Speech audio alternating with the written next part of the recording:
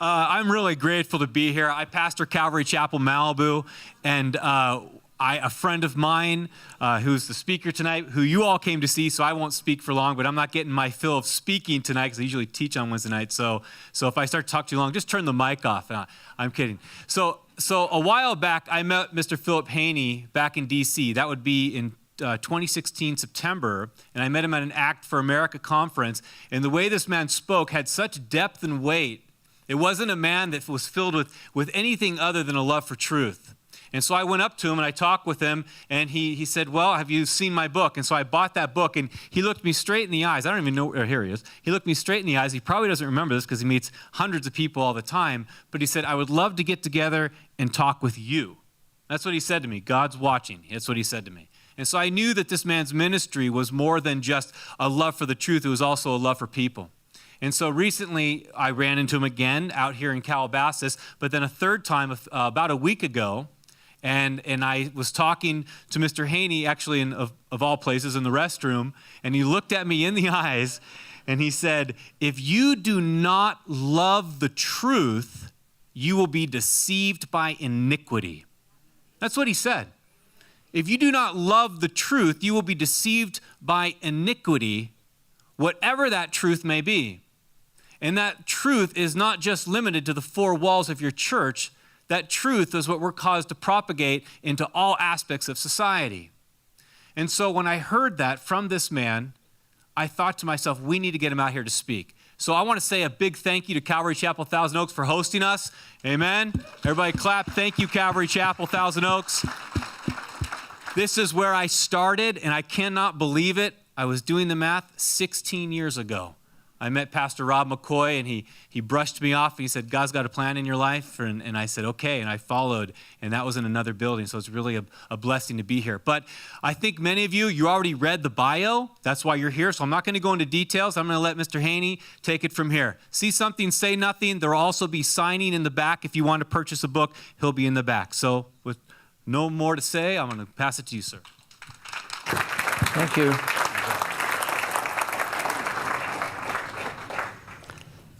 How about right here? Will that work with the camera?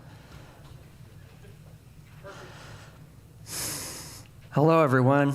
Hello. You talk about 16 years ago where you started.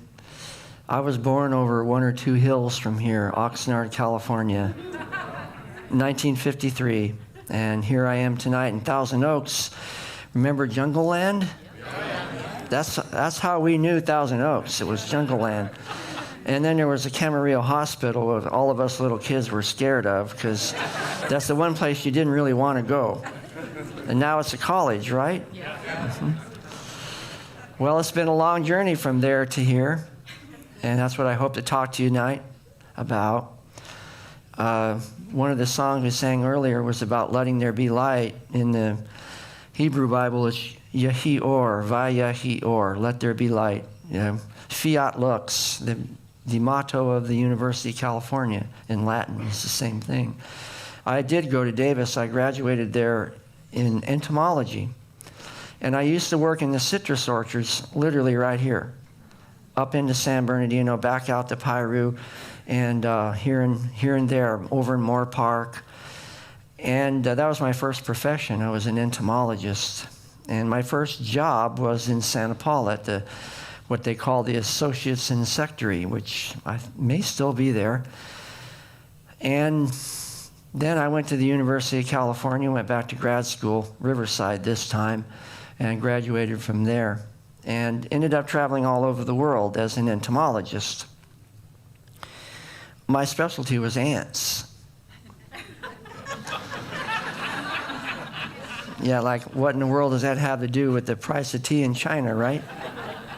You'd be amazed how much it has to do. Because if you're an entomologist and you're a good one, you make a living at it, there's two main qualities, attributes that you have to have in order to be a good one. In other words, to help the farmer save money and not ruin his crop or reduce his profit margin. One of them is careful attention to detail. Because, you know, bugs have more little parts on their bodies, and there's more of them than any other kind of living creature in the world. So right off, if you're an entomologist, you're going to be a detail person and all those scientific names, you know. And then the other one is, along with attention to detail, is observation of behavior. Because all living things have behavior patterns, and that's including us. For example, tonight when we're all finished, your goal will be to go home, correct? Yes. And you're going to take the shortest possible route there, aren't you? And if I was observing, for example, if I was going to take a sample of the freeway or the traffic on 101, I would stand out over one of these bridges on Rancho Conejo, which, by the way, is quite a vivid thing, a whole ranch full of rabbits, and count the cars going back and forth. If I did it one time, one day for 2 hours, would I have a very good sense or feel for what the real traffic patterns were? How about if I did it for 2 days? Well, not really enough, but getting a little better. How about if I did it for a week? At the same time? How about if I did it a month? Well, that's how you do science. You make observations, you write the numbers down on your patented clipboard with the pen holder and the white lab coat, right? Because that's what scientists do. And after a while, you'd be able to say that at 8 o'clock every morning, on at least Monday to Friday, you're going to have 25,000 cars going over the bridge, the overcrossing of Rancho Conejo. People are the same. They have patterns, behavior patterns. So you go home tonight, you're going to take the shortest possible route. But there's always variables, aren't there? Your goal, and this is an important point, the difference between strategy and tactics. When we're talking about warfare, both spiritual warfare and counterterrorism, strategy and tactics are really important to understand. The fact that we don't is the reason why we're having so much trouble stopping the attacks. We don't understand or refuse to acknowledge the distinction between strategy and tactics. Strategy for this group tonight, using our example, is go home. That's it. Real simple, right? Go home. But what's complicated and kaleidoscopic about that going home part is how exactly are you going to do it? You can go that way like the scarecrow. We can go that way, or you can go that way. And you have probably each one of you know 5 or 10 different ways you can go home, but you're likely, statistically, going to take the shortest possible, most direct route home, right? But even if you did this 30 days in a row from this point, and the school bell rang, and out the door we go, and all of our cars are parked in exactly the same place like Groundhog Day, 30 days in a row, you will never arrive at home at exactly the same time. Why? Variables. Things run across the road. It's raining, the XYZ, the honeydew list, all those factors. That is what makes tactics kaleidoscopic, I say, and complicated. Whereas all 30 of those days, your goal is exactly the same. Your strategy is the same, which is the same as a goal to get home. So what is the strategy of the global Islamic movement? Don't take it wrong, it's just an observation, a point to make, a rhetorical observation. We should all know that, shouldn't we? Because it says that we should be wise, doesn't it? If we're in spiritual warfare, for the people here in the community of faith, spiritual warfare should be very real. People that may not be or that are valiant defenders of the Constitution nonetheless need to understand the distinction between strategy and tactics, because from the global Islamic perspective, the strategy is to replace our form of government, as it says in the Declaration of Independence, to alter or abolish the current form of government and replace it with one that they consider to be more acceptable in the eyes of Allah, and that is called Sharia. Sharia law. How many heard of that one? That's right, see? Now we put the pieces together. It's actually all laying there like on the table. Like groceries on the counter after you went to Ralph's. Now the idea is, what recipe are we going to use to put the potatoes and the green beans and the hamburgers together, right? That's what we're talking about. Strategy of the global Islamic movement is that the deen of Allah, Yakatun fil arts, will prevail in the world. That means Sharia will be dominant over all other man-made forms of government. And the U.S. Constitution is not exempt from that. We don't have a special exemption.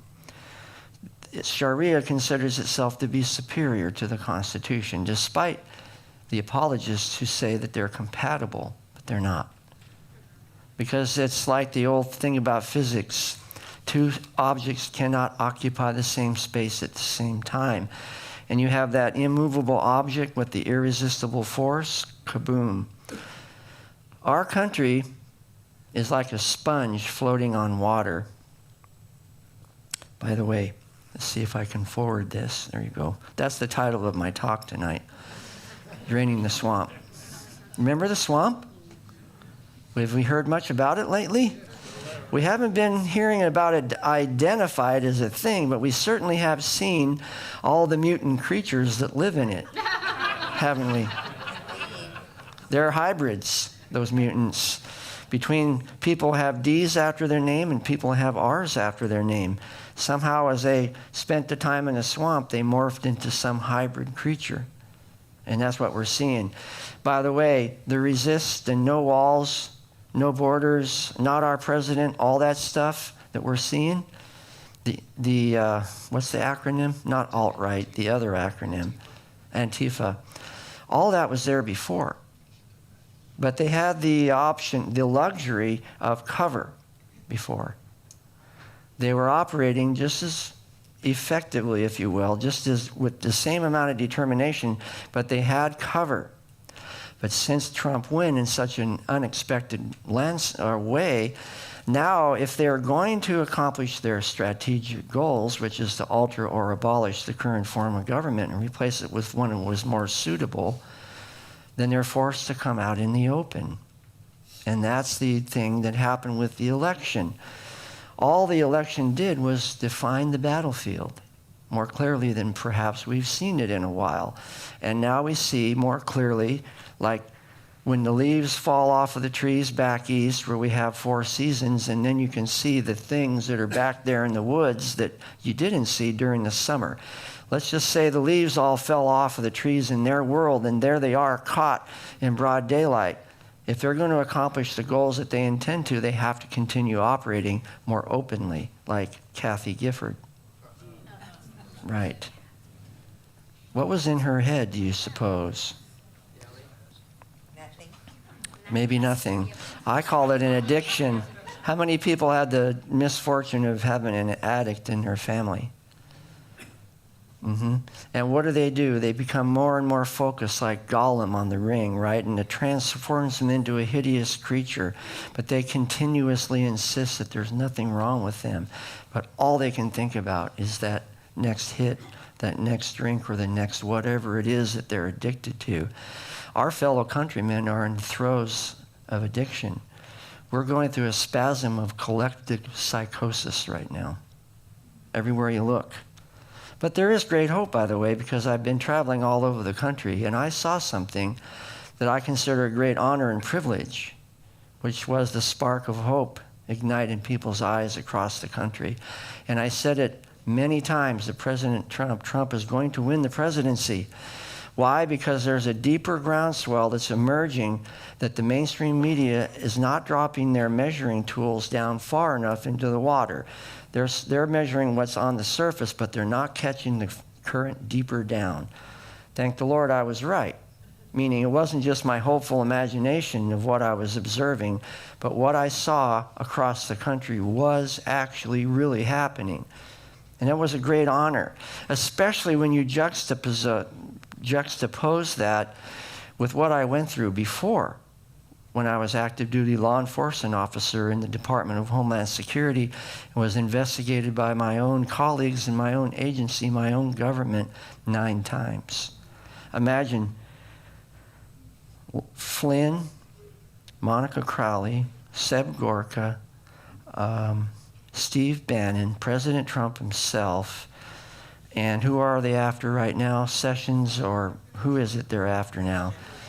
Yeah, Sheriff Clark. That's about 7. Imagine adding 2 or 3 more on top of that and surviving it. The same individuals that are going after those people now are the same ones that came after me 9 times during the course of my career. So nothing that they do surprises me because I've seen them up close and personal. And how I survived it by the grace of God was because of the lesson I learned when I was in my 30s. Has to do with integrity. Maintaining your own personal integrity. And everybody here, by the way, has a role to play in the history of our country as we go forward. Each one of you. But you really do, as the Bible talks about, sit down and count the costs. I would not recommend that you get involved if you don't intend to maintain your own personal integrity, because they will come after you. And they will aim cannon at you at point blank range. But you have to be like Iron Man. Ping! It'll just bounce off, because what does it say about the armor of God? No weapon that forms against you will prosper. If you have integrity, that will be true. However, if you don't, nothing you do will protect you. They will find the chink in your armor, and they will concentrate fire on that till they grind your face into the ground. And you see it, don't you? What happened to David Petraeus? Remember him?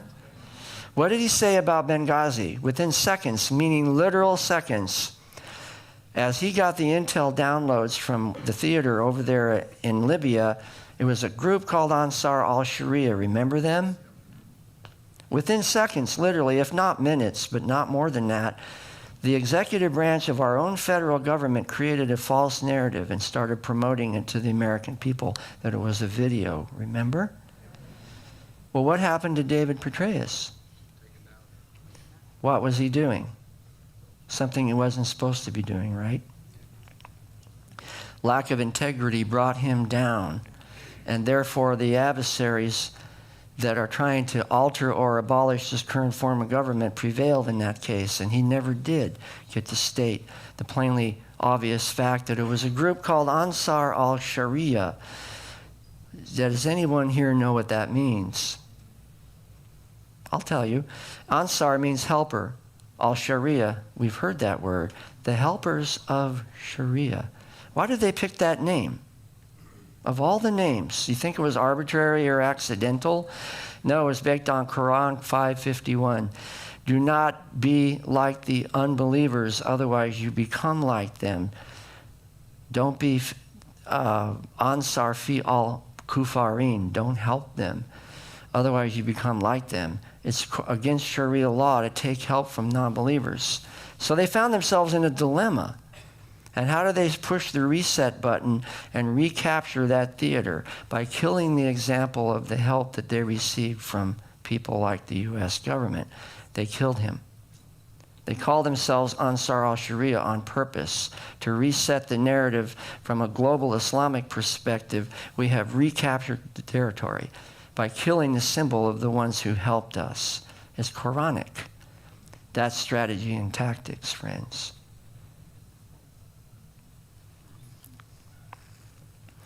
Have I now become your enemy by telling you the truth? The answer to that question is yes. That's why I called the book See Something, Say Nothing. By the way, it's a live story. It's not over. Nothing that I talked about in the book has been resolved to this very day. We're in a new administration. Thank the Lord for that. However, it's like a balloon. It's getting bigger and bigger. It's not getting smaller and smaller as time goes on and those events recede into the past. No, the events are intruding themselves into the headlines virtually every day. I can see it because it's my perspective. But we'll look at this as we go forward. But it's not diminishing, it's increasing. That's a powerful story. And the reason why it's important is because it's not about me. It's about us. This is a story about America. What happened to our country in the last 10 or 15 years that brought us to the place where we can't barely tell our left hand from our right hand? How did that happen? Well, because of the amazing sequence of events, I happened to be there on the ground when it all started. I was a founding member of the Department of Homeland Security. We knew about it for about a year before, but it was inaugurated like the champagne bottle on the ship bow in March of 2003. And now here we are in 2017. And I saw all of it, like newly planted corn in the garden, emerge right up at my feet and grow bigger and bigger every year, and to the point where we were basically shut down, blindfolded and handcuffed from doing our job through the policies, the directives, and the decisions of essentially the Obama administration. Now we've come out of that. And before I forget to make the point, I want to mention that we should not only be focused on where we're going, that's important, but let us never forget what we were delivered from. Because I can promise you, friends, this kind of a meeting would have been on the verge of illegal if Hillary Clinton had won, because we would have been accused of hate speech or some form of phobia. And they would have broken through these doors if they needed to and disrupted the meeting. How many times have you seen that? And hauled somebody like myself off. And they don't care about due process or whether it's legal. That's not a consideration. And that's one of the tactical disadvantages that we have, is that even when we are involved in a noble cause, we will not give ourselves permission to do something immoral in a general sense, do we? We don't believe in breaking the rules to accomplish something that's supposedly good, do we? That's a disadvantage tactically, because they do. They're not restrained by that. However, there's another thing called wisdom. And that's what we really need. And the other thing that we need is the foundation of what our country was actually founded on. What was our country founded on? Did I finish about the sponge, or did I even start the sponge thing? I think I started. We're a sponge floating on water, right? There's a lot of other sponges bouncing around in this big thing of water. They're countries. And they float around, they bump into each other in this big pool of water. The thing is you cannot take the sponge out of the water, because that's the world we live in. We float in the water. We can't be taken out of it. So, what naturally happens to a sponge as it sits there in the water? Right? Saturation. By the way, I want to coin a phrase, because there are words that I call Novocaine words. If you hear a word infiltration, in all honesty, what does your brain do when you hear that word? Zzz. Turns off, doesn't it? Novocaine. It's like you got a shot right in the noggin. You can't even think, because you heard the word so many times it doesn't mean anything. In science, that's called attenuation. Try it. Smell a rose. About 5 or 10 smells in, you won't be able to smell it anymore. You're saturated or infiltrated. So rather than use words that we hear all the time that have lost their meaning, I have a new phrase. It's common word, saturation. Because that's the tactics of the global Islamic movement. One of two things: saturate from the bottom up.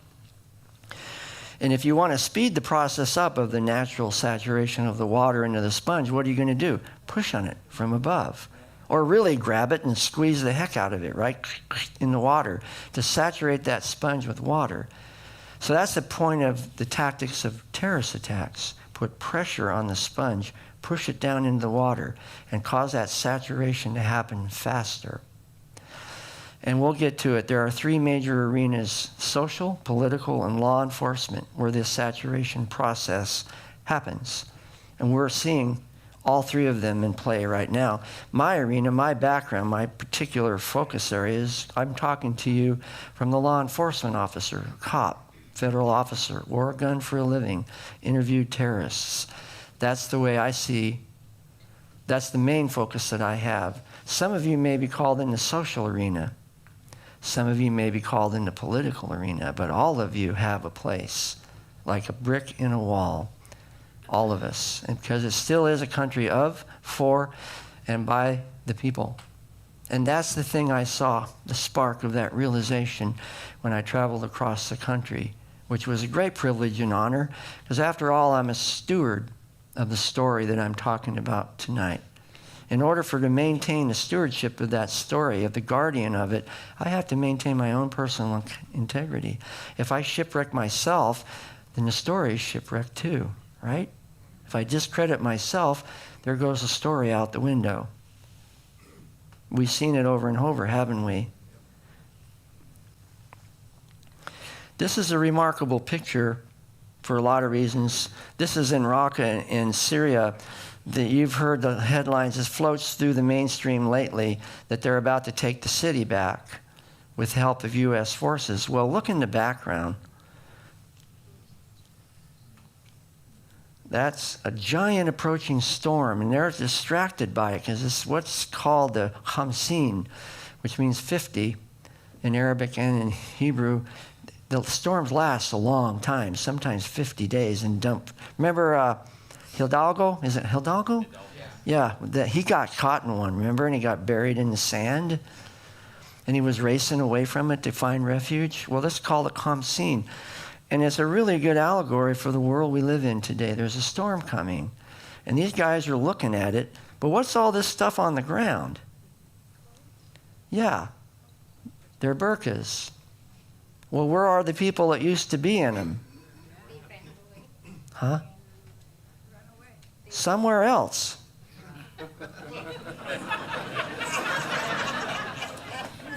And do we know who they are? That's a perfect allegory for the immigration problem we're facing. Who are these people? We have no clue who they are whatsoever. They're like chameleons. Those are like cocoons from caterpillars. And they've transformed into an entirely different creature, and we have no idea who they really are.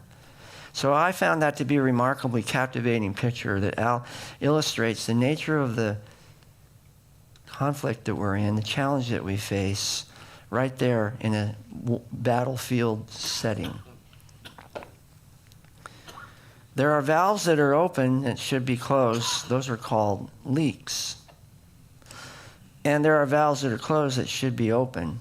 And my hope is to be redeputized and go back and help President Trump drain the swamp and to close some of the valves that need to be closed.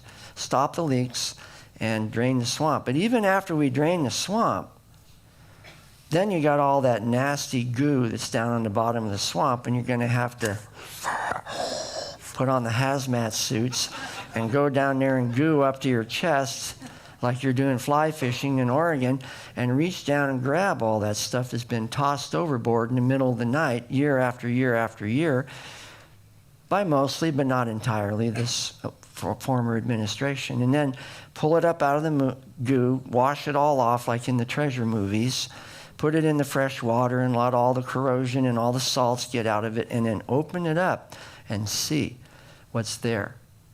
Well, I know where a lot of that stuff is. And I'm going to tell President Trump the first time I get to just be prepared. You should hold your nose because it's going to stink to high heaven. Believe me. And you're starting to get an idea of that, aren't we? Some very nasty creatures. We have a government of, for, and by the people, and even its best, federal and state governments can only reach out so far. We need to realize that. We've been depending on our big buddy over there in Washington to reach down and just push the magic easy button and fix everything for us. That's why states have rights. The 10th Amendment. Changes must also come from those working at the grassroots level. If they don't come from the grassroots level, bottom up and inside out, it won't work. And that's basically what we've been seeing. Our government has become dysfunctional because we've forgotten who we are. It starts with us. You agree with that? Yes. So that'll be your first homework assignment. Think about what it is I can do. And I also want you to banish, sequester the word only. Well, I only. Because in God's economy, you cannot calculate you cannot quantify the contribution that you make. I do know one thing, President Trump won against all ridiculously preposterous odds, didn't he? That means that everybody in this room that was involved played a role, contributed some quantity to the equation that led to that spectacular upset, didn't you? Yes. We all did. So don't think of yourself as, it's only me. There's only so much I can do. because it's a full-time job, first and foremost, to begin and maintain your own personal integrity. And then, as the Bible says, having done all, easy words to say, but not so hard, not so easy to come to figure out. And after you do that, then you have to stand. Stand. Anybody in the military ever done D&C before? That means drill and ceremony. You know, like, drop down and give me 50 now. Standing at attention for 45 minutes while the bureaucrat from D.C. shakes every one of their hands in the class, and then you're only halfway finished. He goes on for another 45 minutes with the other half of the class. You're about to faint on your feet. Some people do. D&C, drill and ceremony. That's the marching stuff. Lift, hoop, left, right. That's drill and ceremony. It's not easy to stand, that's my point. It takes a lot of effort. But then only after you've determined that you've done all. And how do we come to terms with that? It's different for each one of us. That's our primary responsibility. Doesn't that sound like kind of a full-time job in itself? So, even at its best, the federal government can only reach out so far. I can't reach any further to you. Somebody's going to have to make an effort for you to reach toward me. And if you make the effort, then maybe we can do it. And we make the circuit, and then it works the way it's supposed to, but not until. And there are challenges all across the country, in Corn Cob, Nebraska, and everywhere else in between, of intrusions and efforts by either the progressive leftists or the global Islamic movement to alter or abolish the current form of government and replace it with one that they consider to be more suitable. The reason why I keep going back to that quote is because another thing we need to do is change the channel. I'm tired of watching the channel with all the commercials, aren't you? Let's change the channel to the Constitution channel. And base your responses, your strategies, your tactics on that. And that's why I emphasize things from for example, the Declaration. How to define what they are trying to do. Don't let them define it. We'll define it. You are trying to alter or abolish the form of government that we're living under. But you forgot about Article 6 of the Constitution that says that U.S. Constitution is the supreme law of the land and that the judges of each state are bound thereby. Have we seen any examples of judges in states or districts that are not being bound by the Constitution lately? How about the 4th Circuit and the 9th Circuit? Did they base their decisions on 8 U.S.C. 1132? Another pop quiz. How many know what that is? That's the basis, the law that the EO was written on that gives President Trump absolute authority to refuse entry to anyone from any place for any reason if it has to do with national security. Period. It's law. He has the right to do it. But none of the decisions that you've been hearing about from the 4th or the 9th Circuit have ever even addressed 8 U.S.C. 1132, because what are they saying? Trump said things during the campaign that make him incapable of exercising his authority as a president. That's a pretty bold statement, wouldn't you say? Isn't that what they're basing it on then? And we hold these truths to be self-evident and so on. We've heard this, that we are endowed by our Creator. Who endowed us with these rights? That means no one can take them away from us unless we let them. It's like your own virtue. No one can take your virtue from you unless you let someone take it from you. That in order to secure these rights, the governments are instituted among men, deriving their just powers from the consent of the governed. What does that mean? It means the Lord, the one who was and is and will be forever. We sang the song. By the way, the name Yahweh, also often said Jehovah, the 4 letters of the name of God, is simply the verb to be. That's what that name means. Past, present, future, compressed into one, and superimposed over that is the concept of existence itself. To be or not to be. That's what the name of God means. To be, to exist. The self-existent God who created the universe, who was, is, and will be forever. He surpasses time. He's the one who instituted the government to protect the rights that he gave us. So why are we always debating whether or not we should be involved as members of the community of faith in the government? Remember what happened with Romney? Oh, we won't vote for Romney because he's a Mormon. And so they didn't, and look what we got instead. Instead of evaluating on the basis of which of the two candidates is more likely to uphold the principles of the Constitution, right? Because we're not electing a church board. We're electing the executive of a constitutional republic. That's what we should form the basis of when we vote. That's our obligation to participate in the government that the Lord himself instituted among men. That's why our country is so unique, because we recognize that. That, my friends, is what we're fighting for. Is that worth fighting for? Yes. You bet. Saturation, I mentioned this already. That's Sandy Rios. Anybody listen to her show sometimes? Anyway, I was on with Trevor Loudon. Some of you know about the movie The Enemy's Within, and Jim Simpson, part of what I call the Alliance. And she coined this phrase, the Civil War 2017. We've already gone over this concept of saturation, so I won't belabor it. By the way, always look, I put the dates. I want you to see that everything I'm telling you about is all current, very recent. Also, if you like a copy of the PowerPoint, because all of the resources, the links, etc., where I get all this stuff is down in the notes section of the PowerPoint. You open it up to the open part of this PowerPoint program, you'll see where I put all the notes in the bottom.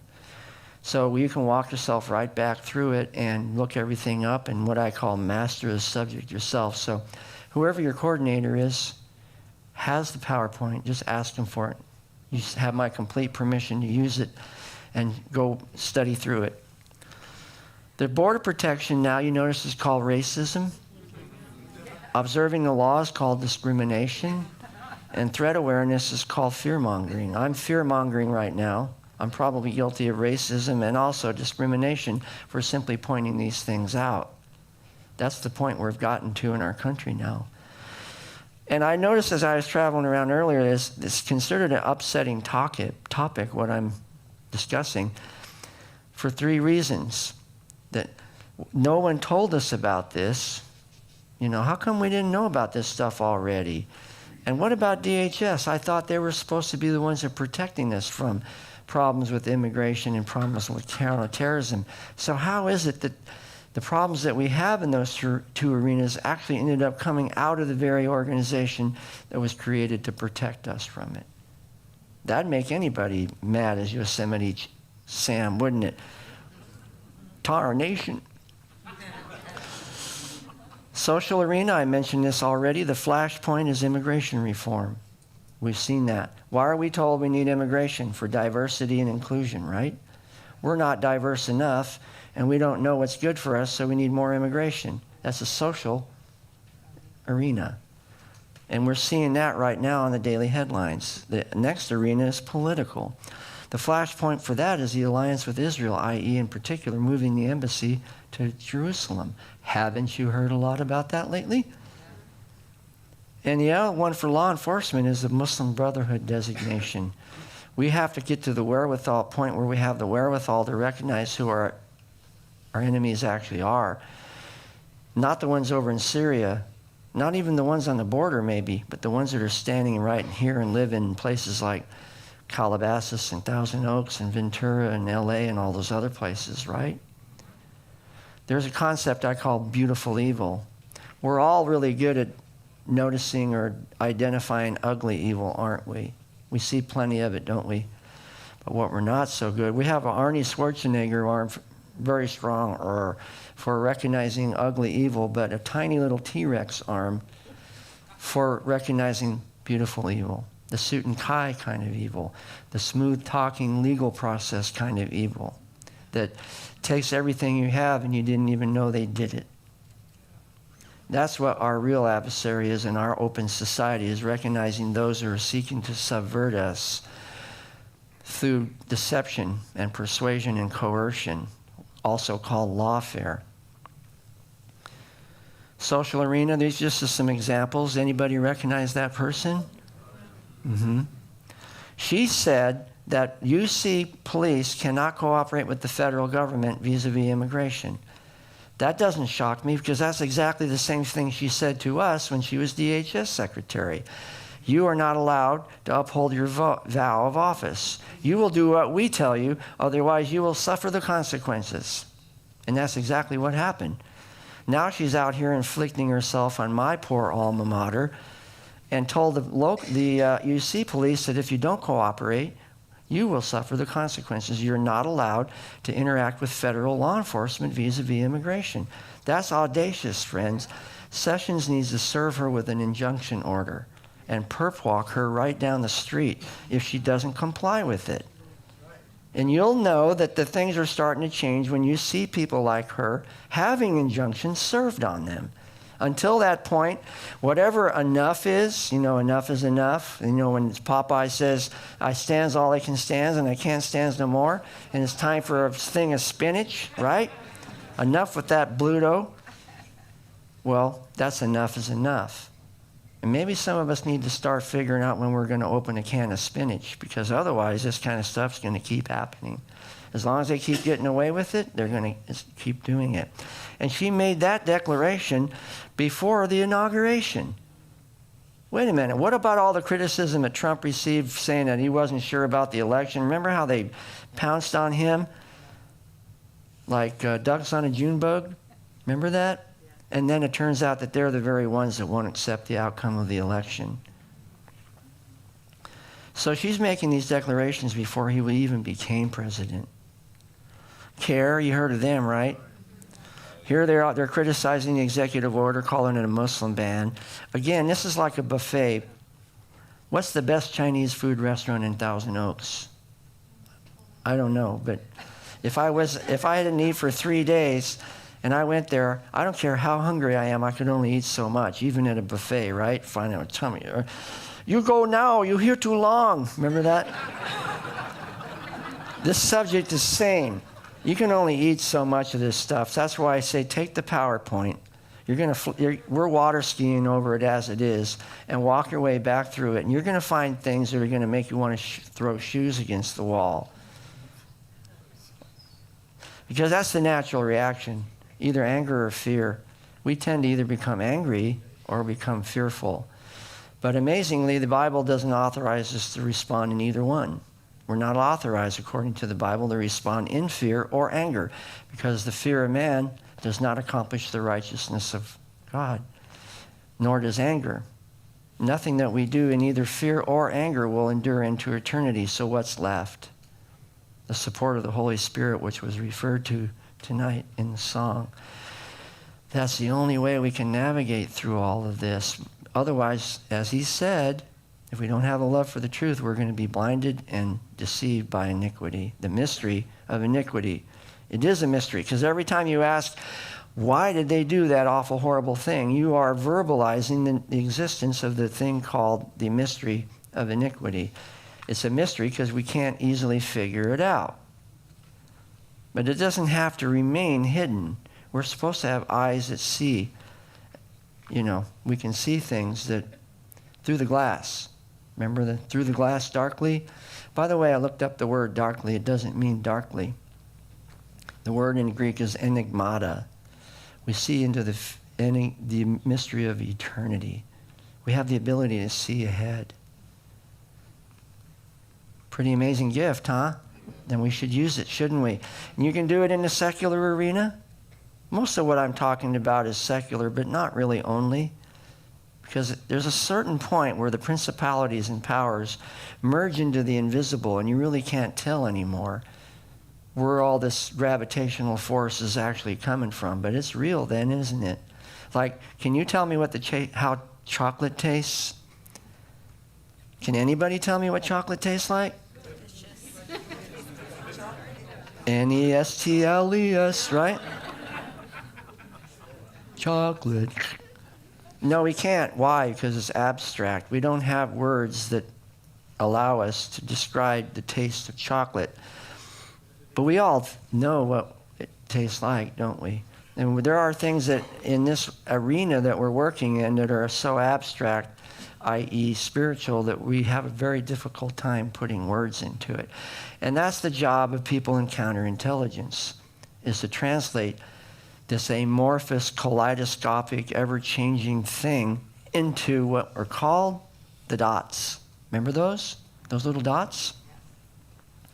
So CARE, as opposed to Trump's thing, CARE is a front group for Hamas. CARE should have no voice whatsoever in any of the three arenas, social, political, law enforcement. But they have saturated themselves into each one of those arenas and have an inordinate amount of influence in those three arenas, which they should have none. That's why we need to shut down the Muslim Brotherhood, designate them as a terrorist group. Because I, for one, am really and truly sick and tired of having them rear their heads in the media every time they don't like some policy or law enforcement-based counterterrorism effort. And Trump travel ban decision politics, not the law, in the Fourth Circuit. This just came out. What's the date? Today. This is all going on now. See, right in front of us. Pay no attention to the man behind the curtain. Right? This is it. This is the malevolent Oz that we're looking at right here. Political arena, I just showed you a little bit of social. The flashpoint being immigration. Political is moving the embassy, and you think that that's not a serious flashpoint? Remember, anybody know who this guy is? I call him the kid.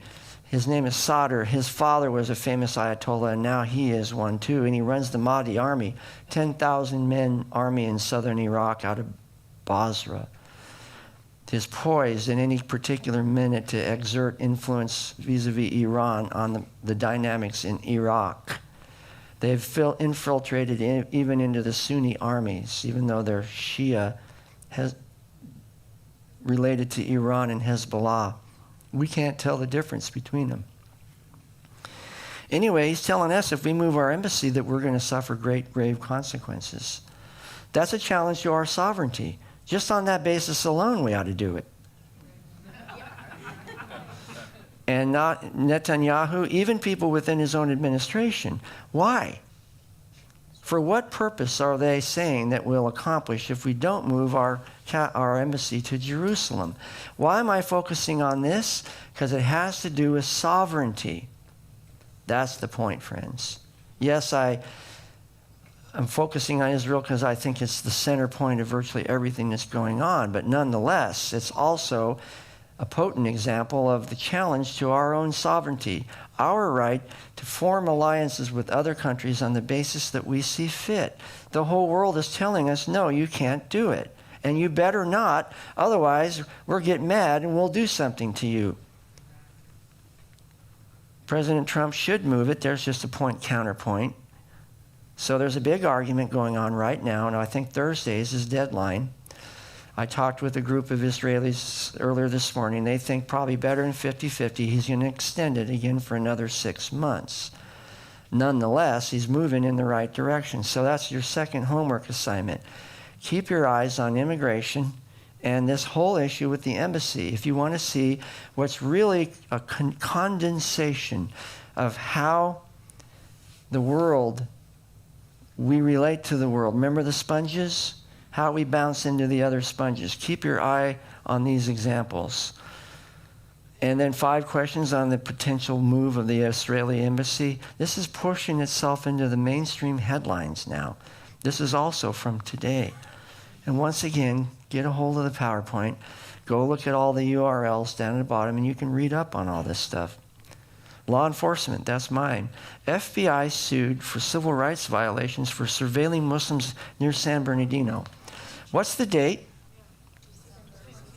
Do you remember something that happened 20 days before then? Yeah. The Christmas party attack. Huh? The Christmas party. Right. This is CARE again. Now, wait a minute. This is not even 3 weeks after the San Bernardino, and they have the audacity to sue the FBI for trying to do law enforcement-based counterterrorism. You see what I mean, why I'm sick of them? They should have no standing because they're affiliated with Hamas.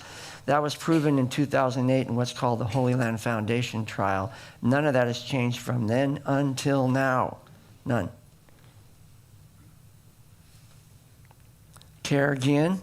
CARE asks Air Force to drop an Islamic-phobic instructor linked to anti-Muslim propaganda group. What is that supposed to mean? What is he actually teaching about? Sharia law. Remember I said that they would find people like me a basis to haul us out, put us in the black and white out there for violating some provision of hate speech? It's not a joke. That's March of this year. These people are very, very active in these arenas, and they're not going to voluntarily withdraw. By the way, we ourselves only have two choices, and standing still is not one of them at this point. So what are the other two? Backward or forward? How many of us guys like going backwards? We'll go 5 miles out of the way not to go backwards, won't we? Turn around, forget that, I'll find a way. Lawmakers say intel agencies are stonewalling investigations into the surveillance. This is just one gigantic schmozzle. You know what a schmozzle is? Schmozzle's that. A messed up situation. It gets more messed up every day. And by the way, as a cop, I call it Comey's fatal flaw, fatal moment. When he took a breath and then he said, but no reasonable judge would take the case. That's like slow motion crash scene. That's when the trailer comes off the pickup and the trailer goes that way and the pickup goes that way. All it is now is just cringing, waiting to see what that trailer is going to hit. Because when he made that statement, he crossed the line. He went out of his range. He basically violated his own professional integrity. And people would ask me over and over before the election, who's going to be FBI director when Trump wins? Not Comey. I don't like being right, but I was right. Because we cops knew it at that moment. That was that fatal moment. One breath determined his destiny. I'll show you an opposite example. You guys, any of you heard about me talk about the 67 records that were deleted out of the system related to the San Bernardino case? Have you? I worked on a case at the National Targeting Center, the Secret Squirrel headquarters of DHS, where everything is in code and acronym. And I worked on this case called the Tablighi Jamaat Initiative, which is global in level, about a group with between 75 and 125 million members around the world who also come here to the United States. And we tagged 1,600 different individuals in a database, and we had 1,200 law enforcement actions based on the case in the first 9 months of it. Plus, I myself, if you look in the book in the back, has a commendation from NTC for finding 300 terrorists related to the case. 300. If you put all the people that have done the major attacks since 9/11 in one, you can put them all in one hand. It's 15 or 20 total. Imagine finding 300. But not despite all that evidence, the Civil Rights and Civil Liberties branch of DHS and the Department of State under Hillary Clinton shut the case down. They said that I was violating the civil rights and civil liberties of foreign nationals, and they convened a grand jury to find probable cause to indict me and put me in jail for violation of the civil rights and privacy rights of foreign nationals. And they would have done it. But those records were deleted out of the system in September of 2012. December 2nd, 2015 is the San Bernardino attack. About, what is that, 3.5 or 2.5 years later. And my premises is that we could have helped stop that attack. And by the way, Orlando, because it's related to the same network, if the government had come in and taken all that information out of the system and blinded us and handcuffed us. They not only took the information out of the system, they investigated me. They put me under investigation again. In the last 11 months of my career, they took my gun, which is like being stripped naked in public. For a law enforcement officer, it is. cut off access to the systems, revoked my secret clearance, sequestered me in a little room with no assigned job duties for the last 11 months while I waited for the results of 3 simultaneous investigations to be concluded. That was how I ended my career. But it was like a sabbatical. I didn't have any job duties. So what did I do? I got all my papers and files and memos and everything else's all ordered in chronological order in 4 big old fat binders like this, and got everything set up in my mind how to write the book. And when I retired, within 3 days, I shook hands on the contract, and I wrote the book in 17 days, writing 4,500 words a minute. Boy, when that thing let go, it let go. And there was very little changes that the editors made in it, including the citations and the bibliography, nothing, because I spent all this time getting ready to do it. But as I said, it's a live story. There's more to come. This is the good part. And meanwhile, you ever heard of the CVE, Countering Violent Extremism program? You have. See something, say something. That's what it represents. Well, after all the drama and ceremony, they find out in April of this year that the program was completely ineffective. So all that handcuffing and blindfolding and deleting of information out of the system, all it did was nothing. It didn't help us one bit. And who persuaded the Obama administration to adopt that policy? The Muslim Brotherhood, who met with him 150 times in the White House while I was still on active duty. Can you see why I might have been in trouble so much? And it wasn't just domestic either, by the way. We backed the Muslim Brotherhood in the Middle East in the thing called Al-Arab al-Arabiya. You know of it as the Arab Spring. We backed the Muslim Brotherhood. We also backed them in Syria. They were the carefully vetted moderates. Remember them? All 4 of them. And we were providing weapons to, what was it? Al-Qaeda of Iraq, Muslim Brotherhood, and I'm having a mental block on the 3rd one right now. And we encouraged them to take eastern Syria as a buffer. Did they do it? Think about it. Yeah, they did. They took eastern Syria as a buffer between Iran and Assad. And then what did they do? Imagine you're there in eastern Syria. Hey, Abdul, look, Fallujah, wide open. Let's take it. And they did. What is that group called? ISIS. It's a Frankenstein that escaped from the laboratory. There's another one. They're called Taliban. Where do they come from? Afghanistan. They're Frankensteins that we basically helped create, and now they've escaped into the world. So which means the sad truth about that is you follow it through. What did the actions of ISIS precipitate? Refugee crisis and the murder of people with this on their doors. This is the Arabic letter N, Nun, for Nasreen.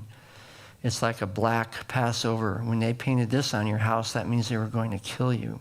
It's a symbol of the persecuted church in the Middle East. So all this stuff is going on at the same time, friends. I don't think my snazzy PowerPoint stuff is working, but it's okay. You can just go back.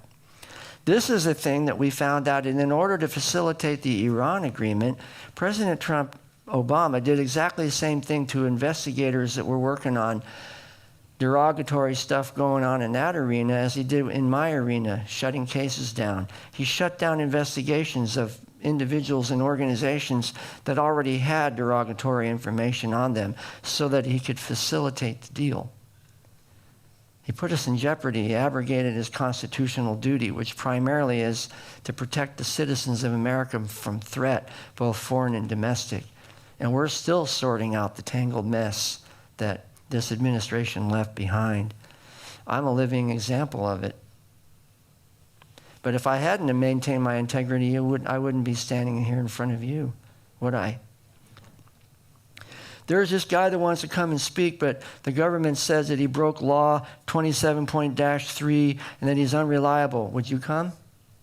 If you had any hint of doubt that maybe I really was guilty of something, some violation? No, you probably wouldn't, would you? Not likely. Other examples? Well, this is spectacular. I know you can't read it, but the date, February 20th, 2017. This particular paragraph, oops, went the wrong way.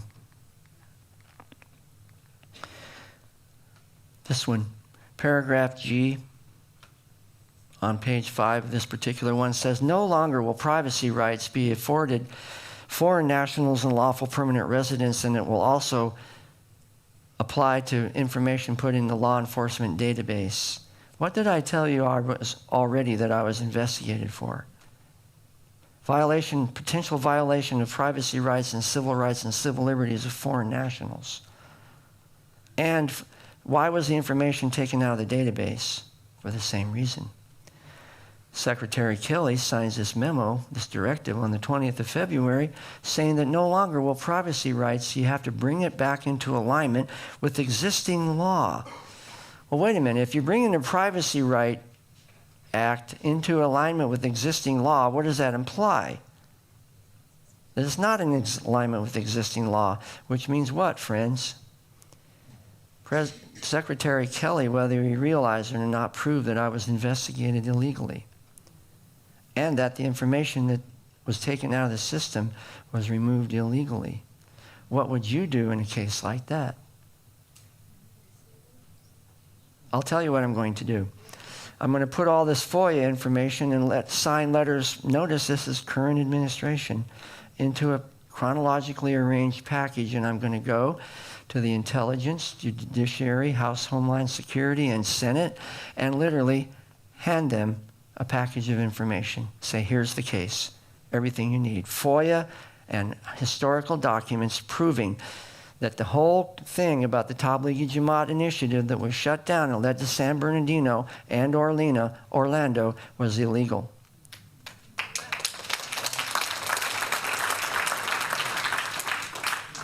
And this is another one from the Department of State saying, oh, this is the real killer. And that is that they're saying in these 3 signed letters, State, CRCL, and DHS CBP, my agency, that the Tablighi Jamaat case never existed. Well, wait a minute. I just told you about a letter in the back of the book that I got commended for finding 300 terrorists related to the case that doesn't exist. There's a big problem here, friends. And now you see why I say we have to resolve this. What's going to happen if we don't resolve this? More of the same kind of stuff. It's like a mathematical equation. What happens when you continue adding variables to the equation? It solves it. And it's going to solve the same every time. Remember what I talked about from the very beginning about, kidding around a little bit about entomology, being a careful observer of behavior and fine attention to detail? Now you see how they connect. Because in counterterrorism, as in entomology, with me, I studied ants. All you have to do is follow the trail and you'll find the nest. And that's how they merge. I use the same approach in counterterrorism that I did as a UC-trained scientist in my first career, and it works. And it did work. So well that they had to delete the information out of the system in order to maintain the narrative that they were trying to promote. There's 3 levels, by the way. The first is ignore it. We see that a lot. Just passive ignore it. Hopefully it'll go away. But the work that myself and others did was so good, they couldn't ignore it. So then the next step is a lot more intentional. They deleted the information.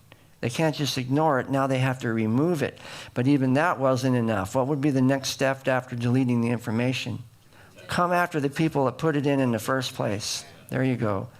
And that's what they did. I saw all 3, usually often simultaneously. And the Federal Register, this highlighted stuff, is another part of the swamp. That highlighted stuff simply says that anybody that's affiliated with a terrorist organization that's part of their normal cultural activity can still get a visa to come to America. Did you know that? It's right there in the Federal Register. And guess who signed that? Jay Johnson. You remember Congress is supposed to make laws? And then what comes after that? An outburst of executive orders. Remember all those? And then what comes after that? Directives signed by secretaries of Homeland Security. That's the 3rd level. The fourth level is no review whatsoever or accountability. Simply drop it literally in the middle of the night into the Federal Registry and unilaterally change immigration policy with no review whatsoever. And that's where we got to, friends. This is primarily going to be originating in countries that President Trump named in the executive order to try to study for 90 days what trends were developing, like counting cars on the freeway there I mentioned, and see where the weak spots is so we can improve it. And our country's leaders won't even allow him to do that. And people that are known affiliates of Hamas are making the most noise about it. What do you think a person that's a cop would feel like that, about that? My cruise control personality is like 50% Clark Kent. Just real easy going, you know, and about maybe 30% Steve Martin. I believe that humor is still legal, so we should use it while we can, right? But 20% of me is Chuck Norris, because you can't be a cop if you don't at least have some streak of Chuck Norris in you, unless you're Barney Fife, right? But there are certain things that turn me into Chuck Norris, and counterterrorism is one of them, and human trafficking is the other one, especially abuse of women and girls. That turns me into a real mean critter real fast. I have no mercy on those guys at all. So here's the thing with the directive. It just tells you about bringing the privacy rights back into alignment and so on, having to do with, lawful permanent residents and foreign nationals. So this is monumental. This hasn't hit the news at all, and yet it's probably going to be one of the more significant directives that has been brought forward so far in the administration, because it's going to have a massive effect on our immigration and counterterrorism policy. I hope that I meet the person who wrote this because I'm going to shake their hand and buy them a cup of coffee, because you know how much cops love coffee, right? I'll actually spring for a cup of coffee, because whoever wrote this really knew the subtleties of what we're facing and put it into the directive. Let's see here. That's what I referred to earlier, 8 U.S.C. 1132. You can see it's very straightforward. The president has carte blanche authority to restrict entry to anybody that he deems a national security concern. But we're not operating on the basis of law. We're violating the Article 6 of the Constitution virtually every single day. I never exaggerate, and I don't lie. That's how I survived. I always state plainly what fact is. They're called declarative statements. Statements that you make that can be proven with fact. And I'm going to make one now, that if we don't resolve this stuff that I'm showing you now, we're going to have more attacks like the ones we already have. That's why it's so important for us to resolve it, because we have wide open holes. They knew the Sarnea brothers, they knew Syed Farouk, they knew Tafshin Malik, they knew Enrique Marquez, they knew Omar Mateen, they knew Nidal Hassan. They were on their law enforcement radar, every single one of them. And nobody intervened effectively to stop them, and every one of them went on and committed large-scale terrorist attacks. And that's on the FBI side. There's also my agency, CBP. We knew. That's the point. What happened in Manchester? What are you hearing? We knew. He was on the radar and we let him go, right? And now we find out it was not only him, but a huge network from one of the countries in the EO, which is what? Libya. The bomber was from Libya, and his family and the network. Anti-Gaddafi, jihadis. The British government hosted them. They came and they lived there, and then they went back to Libya. And one of the sons of that people that they showed kindness to blew up those girls in Manchester. Peace in our time. That's what I talked about earlier, the Iran giveaway, so I won't go over that. Here's more. By the way, I just got back from Israel. I watched President Abbas tell President Trump that we're raising our children and our grandchildren in peace. Well, I literally, the very same day, went out and walked around Beit Jala in the West Bank and took pictures of this mural right here, which is underneath in Arabic is these guys are shaheeds. They're jihadis that died killing Israelis. And this is a symbol of their organization right there, Popular Front for the Liberation of Palestine, a global terrorist organization. Has that mural been spray painted or defaced? No. And this right here, That's the Palestinian ship coming back to a land there's no Israel. The crescent superimposed over the cross with no Judaic presence at all. And that word right down there in Arabic is sana'ud, we shall return.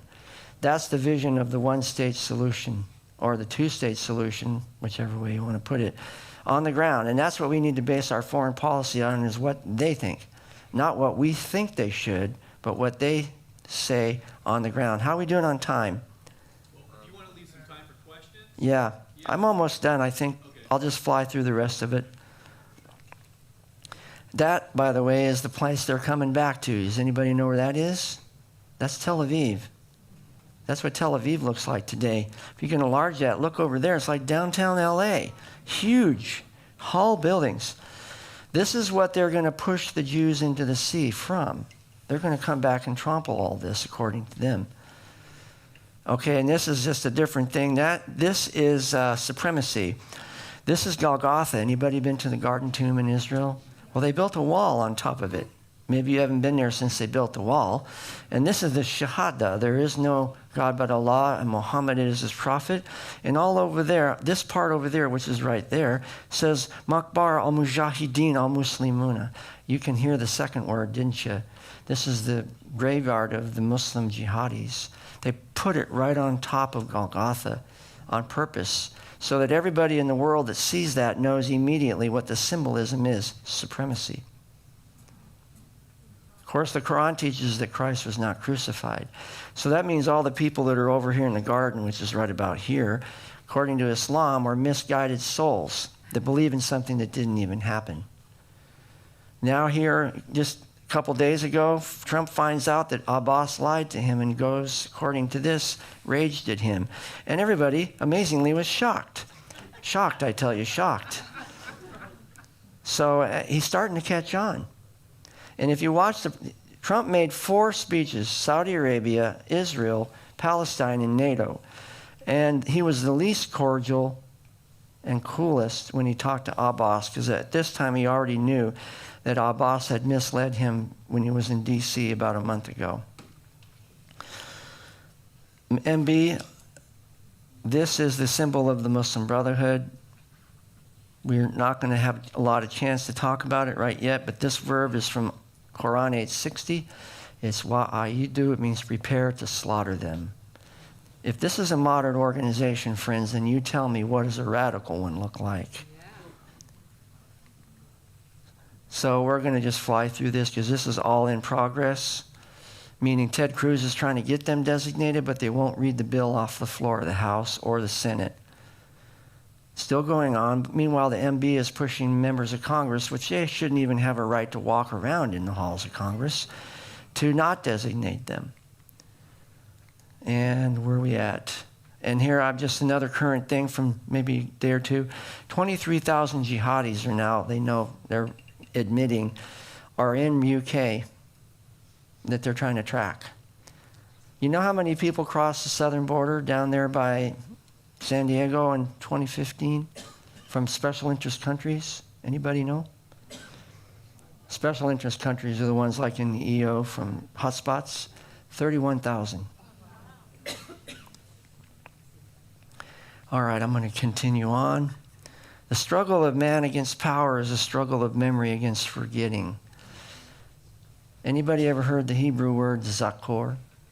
It means remember. It's one of the most common words in the whole Hebrew Bible. Don't forget. We're also called to remember, not to forget. But the hard part is to recognize that these things even happen in the first place. And that's what we need to come back to, friends. A re-declaration of independence. We need to be partisans, not political with a D or an R, but for the Constitution. We need to become constitutional partisans. The dogmas of the quiet past are inadequate for the stormy present. That's what Abraham Lincoln said to Congress. The occasion is piled high with difficulties, but we must rise with the occasion. As our case is new, so we must think anew, and we must act anew. We must all disenthrall ourselves. Then we shall save our country, the last best hope on earth. Is that a high calling, would you say? I hope we have more men that are statesmen that speak like that, and women in the days, months, and years ahead that can verbalize the deepest feelings that we have for things that are noble and right.